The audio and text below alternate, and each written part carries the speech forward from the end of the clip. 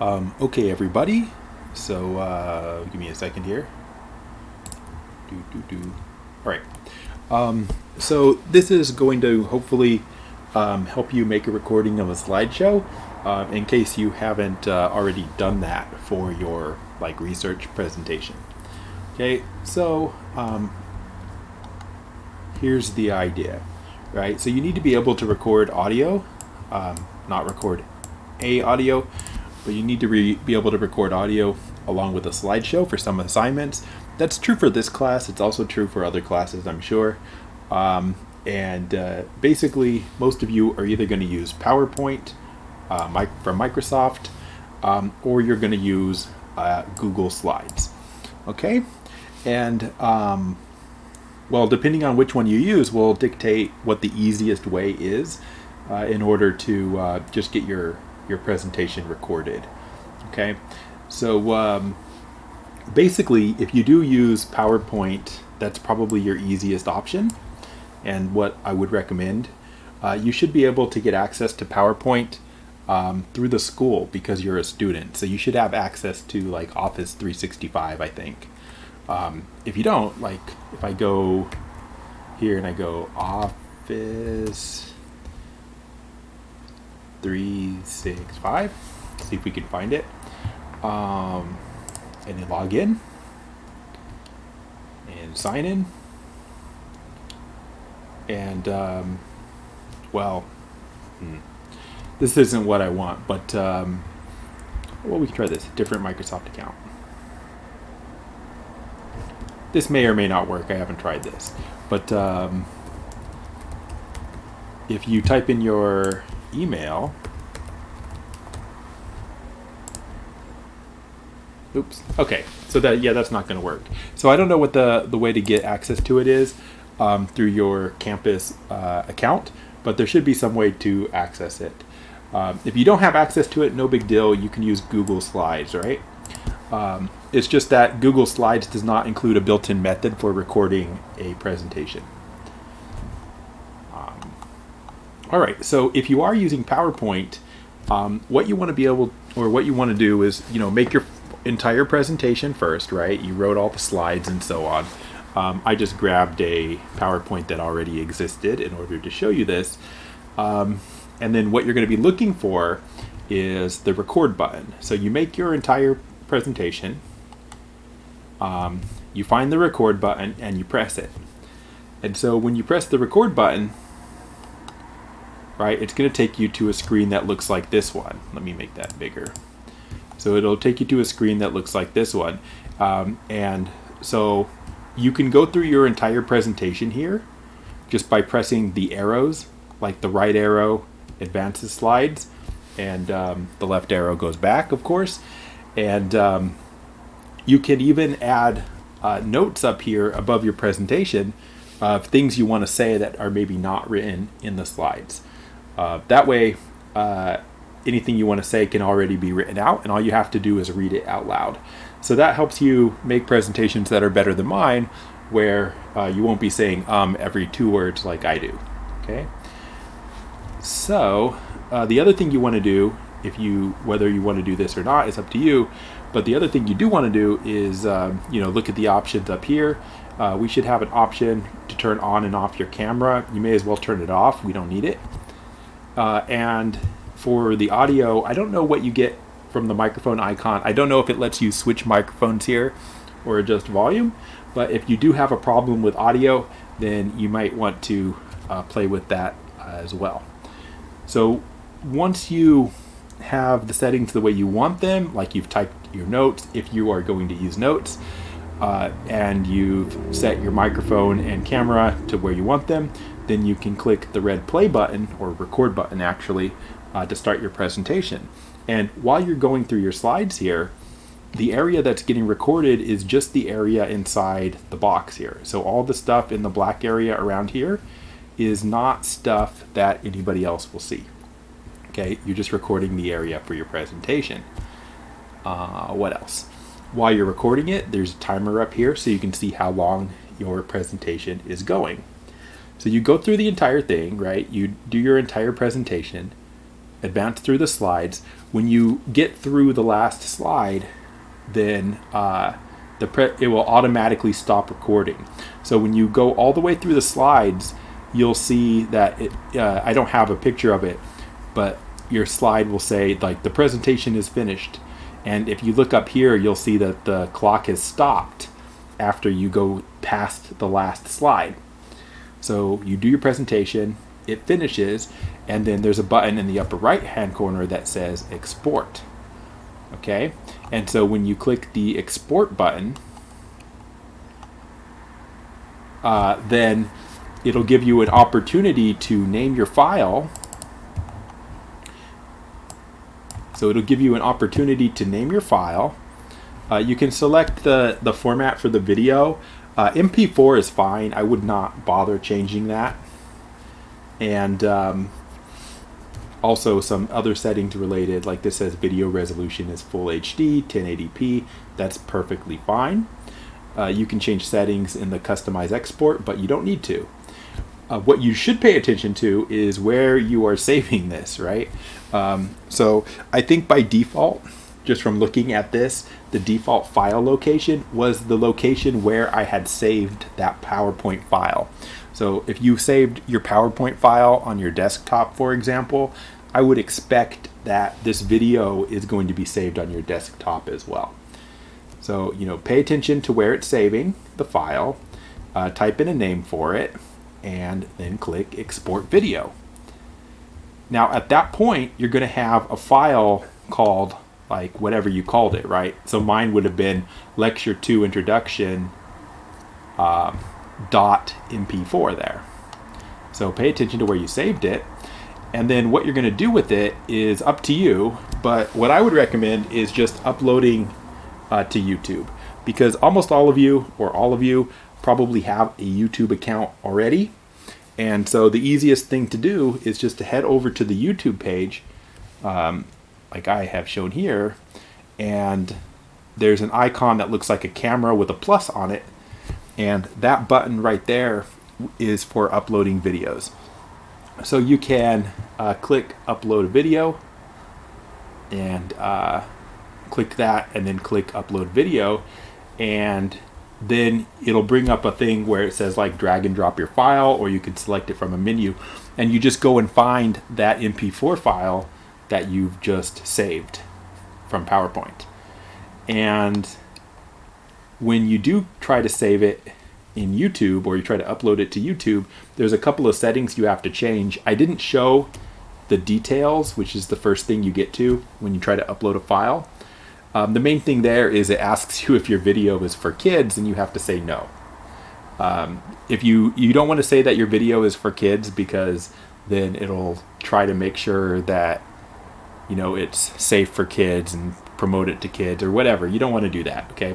So say your file's not for children, and then you can click to the last page, which says visibility, and there's 3 options here: private, unlisted, and public. And so private is not what you want, because private means nobody but you can look at it. Public means everybody can look at it. So if you upload your video and you make it public, right, and like you wrote your presentation on, whoever it is, right, you wrote a presentation on, Ada Lovelace or somebody, right, then if you make it public, people will find your video on YouTube, right? So somebody else taking a class types in Ada Lovelace, they're going to find your video, and they're going to watch it, and then, maybe you don't want them doing that.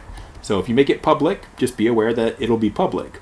If you select unlisted, then anybody with the link can watch the video, but people without the link can't get to it. So that's the option I would recommend for you guys, is unlisted, unless you don't mind it being public.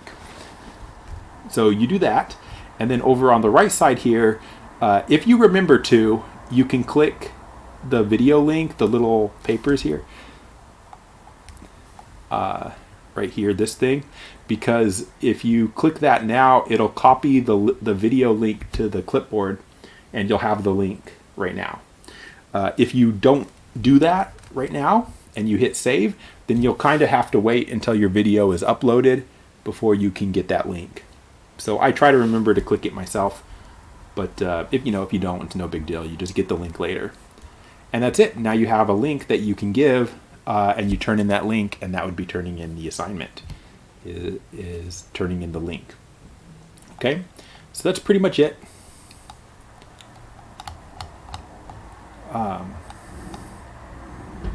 Yeah, that's pretty much it. Okay.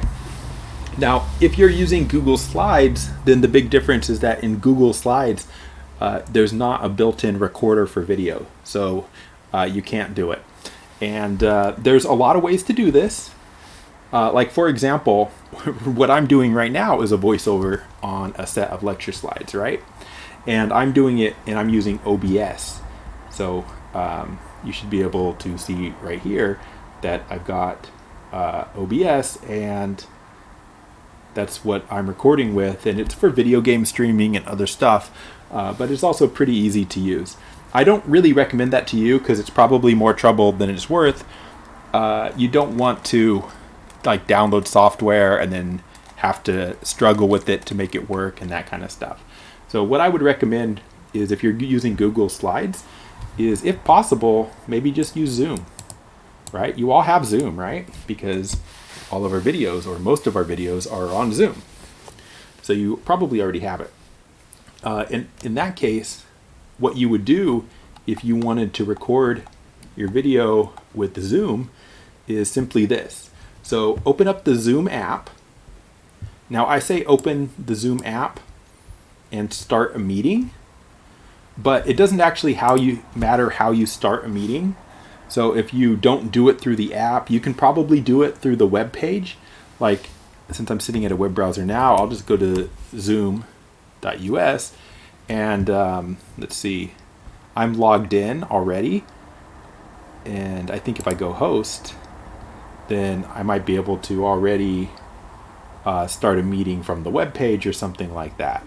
Or if I click my account, we got my name there, and meetings, and I can schedule meetings. I might just be able to start one from somewhere here.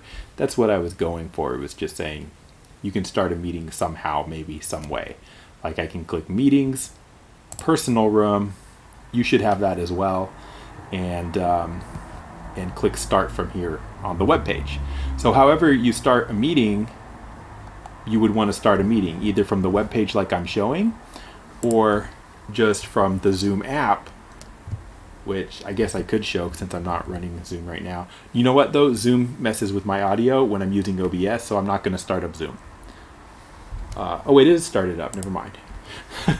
So in the Zoom app, you can just click start, right? You can click your personal meeting ID and then click start. And once it's started, right, you have Zoom started up, then what you would want to do is a couple of things to get ready to do your presentation. First thing is you should share your screen, and probably just share your entire screen. It's not going to matter. You can share just an individual app, but it doesn't hurt just to share the entire screen, so you might just do that. After you do that, then you just want to navigate or go to Google Slides, right? Once you're sharing your screen, you can just go to your web browser, go to Google Slides, wherever you have it, right? And we click that we're trying to start a slideshow. But before we do that, probably, I guess it doesn't really matter, but before or after you do the slideshow, you also want to make sure that you start recording, right? So the steps are, you are starting a meeting, you are sharing your screen so we can see your screen, and then you're going to record. So you have to start the meeting and hit record and slideshow, and then just do your presentation. And when you're done with your presentation, then you can also stop recording the same way. So like in this more, which you can see in the lower right here, in this more tab, it says record, but if I was already recording, then I would have an option to stop recording there. And hopefully you guys all have that. I think you do. If you do, then when you're done, you'd stop recording. And at that point, you're basically done. So you did your whole presentation. It was recorded now. And what happens is that it takes a little bit of time before the recording is actually available to you. But once it is, so it might take like a half hour or something, then you can also get to that from Zoom. So like if I go back to Zoom, it says upcoming meetings and then recorded. If I click recorded, then I can see things that I've recorded. So like I've already recorded, I recorded a video yesterday. I recorded 2 videos today so far. This is the 3rd video, but I'm not recording it in Zoom. So you can see a list of your recorded things. And on the right here, it says copy recording info and share. And there's also recording link. So once it's recorded, I can just like double click this or select all of that. Actually, that's not going to work. Probably hit share. Oh, that's not what I wanted. Well, it's okay. And then copy the shareable link, which it brought me to the web page. You also could have come directly to the Zoom web page, logged in, clicked meetings, and then click recordings. And then you can see a list of your previous recordings, which you probably don't have a lot of. But once you find the meeting you're looking for, you can click share and get that same link. So you can copy the shareable link there. And also, what else you could do is I could click download, and you can download your video as well if you wanted to. So the shareable link is fine. So if you get the shareable link, that's what you could turn in. That's what you could turn in for your assignment. And yeah. And if you download your video, which you have an option of doing, then you could go and upload it to YouTube if you wanted to, the way that we talked about for PowerPoint. But if it's the shareable link is okay, so you don't have to upload it to YouTube or anything if you already have the shareable link from Zoom. But if you want to, you just go through those steps that we already talked about. So if you download the file to your own computer and then re-upload it to YouTube, you download the MP4 file, upload it to YouTube, again, probably set it to unlisted, and then that's it. And then you would turn in the shared link from YouTube. So that's pretty much it. I hope that made some kind of sense. There's plenty of other software. So like if you Google like how do I record a presentation, blah blah blah, then you can probably find a way. I hope this Zoom technique works for you guys. If not, then we'll have to find some other way. I think that it should work. And I hope that it works for people even if they have Chromebooks, but we'll see. All right, so I think that's going to be it for this right now. So I'm just going to stop recording and upload this for you guys. Picture in picture in picture in picture. All right, talk to you guys later.